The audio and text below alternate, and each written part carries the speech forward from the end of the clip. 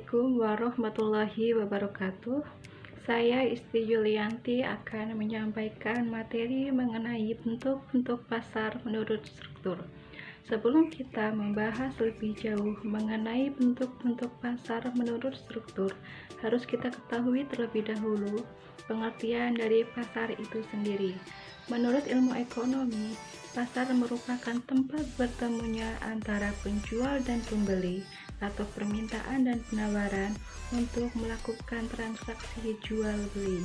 Pada era ekonomi digital saat ini, proses transaksi jual beli tidak hanya dilakukan secara langsung, tetapi bisa melalui aplikasi belanja online seperti Shopee, Lazada, Bukalapak, Tokopedia, dan lain sebagainya.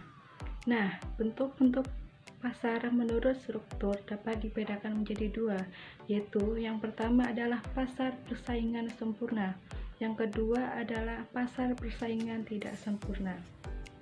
Yang pertama, pasar persaingan sempurna, yang dapat diartikan sebagai pasar dengan jumlah penjual dan pembeli yang sangat banyak, sehingga tidak ada satupun penjual atau pembeli yang dapat mempengaruhi harga suatu produk dalam pasar tersebut. Adapun ciri-ciri dari pasar persaingan sempurna ada dua. Yang pertama adalah barang yang diperjualbelikan bersifat homogen, dan yang kedua adalah adanya kebebasan bagi penjual atau pembeli untuk memasuki pasar tersebut.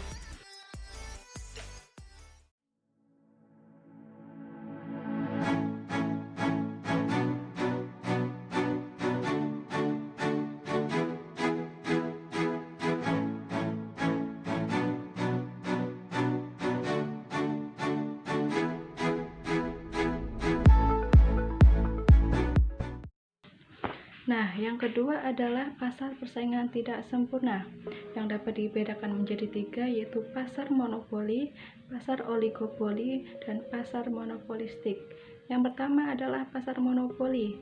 Pasar monopoli dapat diartikan sebagai pasar di mana hanya terdapat satu penjual atau produsen yang menguasai suatu produk tertentu. Adapun ciri-ciri dari pasar monopoli ada tiga. Yang pertama adalah produk yang diperjualbelikan tidak memiliki barang pengganti atau non-substitusi. Yang kedua, adanya hambatan bagi produsen atau penjual untuk memasuki pasar tersebut dapat disebabkan oleh faktor regulasi maupun faktor alamiah. Dan yang ketiga adalah produsen atau penjual memiliki kekuatan untuk mempengaruhi dan menentukan harga jual produknya.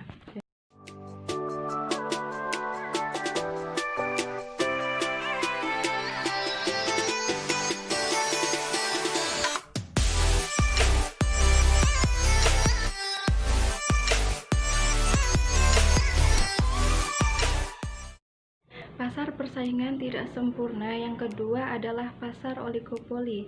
Pasar oligopoli dapat diartikan sebagai pasar di mana terdapat beberapa penjual dalam pasar produk tertentu.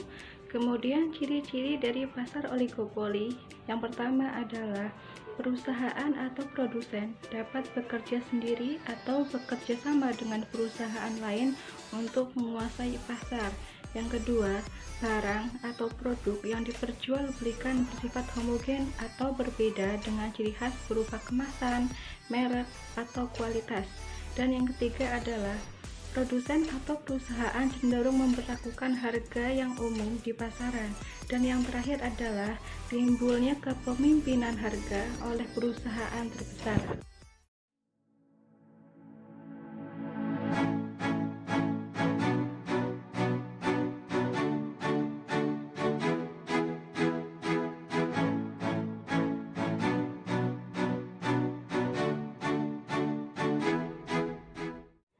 Nah, pasar persaingan tidak sempurna yang terakhir adalah pasar monopolistik.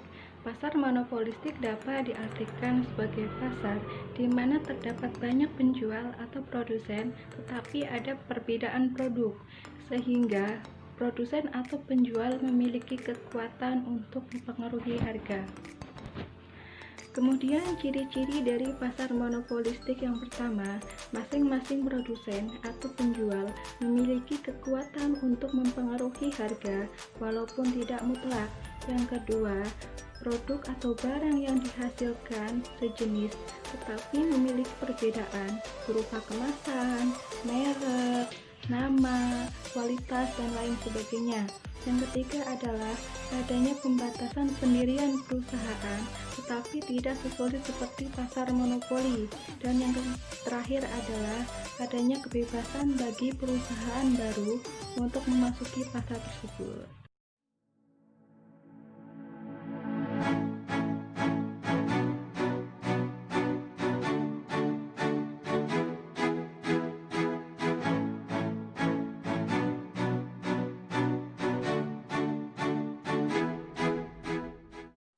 Sekian yang dapat saya sampaikan, kurang lebihnya saya mohon maaf. Wassalamualaikum warahmatullahi wabarakatuh.